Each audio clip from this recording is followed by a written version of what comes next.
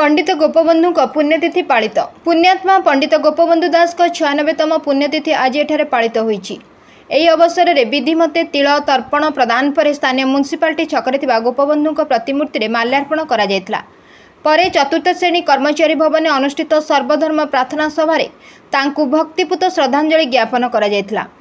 एही अवसर में पंडित गोपबंधु कारा कविता पाठ सह मानव जीवन में तांकर समर्पित जीवनी संक्रांत रे वक्ता माने स्मृतिचारण करते। समस्त कार्यक्रम में वरिष्ठ सांबादिक उमाशंकर कर, शिक्षाविद डॉक्टर अजय मिश्र, महावीर सांस्कृतिक अनुष्ठान सभापति शांतनु कुमार बेहेरा, जिला वकील संघ सभापति सुधांशु नंद, संपादक संतोष कुमार साहू, लेखक कला परिषद सभापति उमेश चंद्र पंडा, वरिष्ठ समाजसेवी जयंत बेहेरा, बीजेपी पूर्वतन जिला सभापति देवेंद्र महांती, जिला अमला संघर वरिष्ठ उपदेष्टा रूपकिशोर दलई, कलाहांडी लेखिका संघ संपादिका कल्पना रथ, कवि प्रताप चंद्र पंडा, अभिनेता बिरंची नारायण मून, विश्वरंजन पंडा, पंडित अखिल पंडा, मौलाना इरफान राजा, फारूकी, सरदार पटवान सिंह, पी मोहन राव पात्र, सांबादिक संतोष प्रधान, दुखीश्याम प्रधान प्रमुख अंशग्रहण करथिले।